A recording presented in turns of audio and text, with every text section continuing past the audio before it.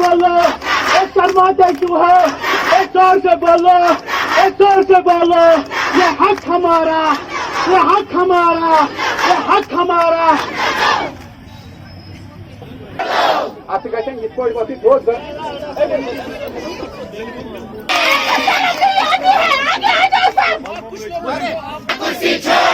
हक हमारा हमको दो, मेहनत हमारी लूट तुम्हारी। आज हमारी कॉल है, हड़ताल है, हड़ताल है।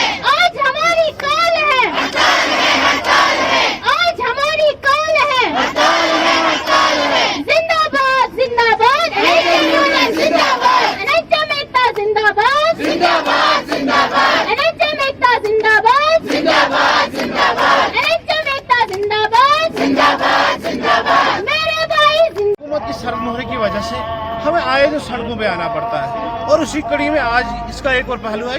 आज हम फिर से जमा हुए हैं यहाँ पे ताकि हम अपना प्रोटेस्ट दर्ज करवाएं और हुकूमत तक ये बावर कराने की कोशिश कराए कि हमारे जितने भी मुश्किलात हैं उन्हें फौरन से पेशतर पूर्ण किया जाए।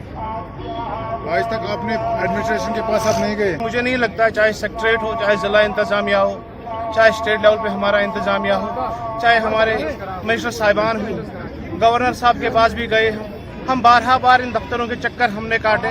पिछले 2 साल से हम इन्हीं के पास जा रहे हैं कि हमारे भी जो हमारे जायज़ मुतालबात हैं उन्हें पूरा किया जाए, लेकिन हुकूमत की सरमुहरी की वजह से हमें रोज़ बरोज़ इन मुश्किलात में इजाफा हो रहा है।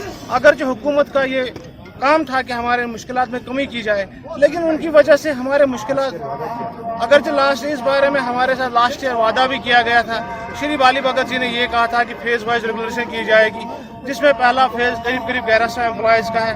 हमने भी उस बात की सराहना की थी कि हमारी भी रेगुलराइजेशन हो जाएगी, लेकिन पता नहीं वो फाइल वहाँ से फिर कहाँ चली गई।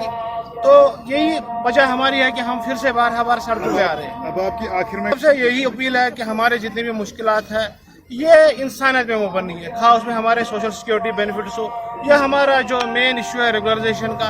उन्होंने उस पर कहा है कि हम आपकी जो इतनी भी जायज़ डिमांड है हम उसको पूरा करने की कोशिश करेंगे। हमारी उनसे यही गुजारिश है कि इसे फौरन से पेशतर हम लाया जाए।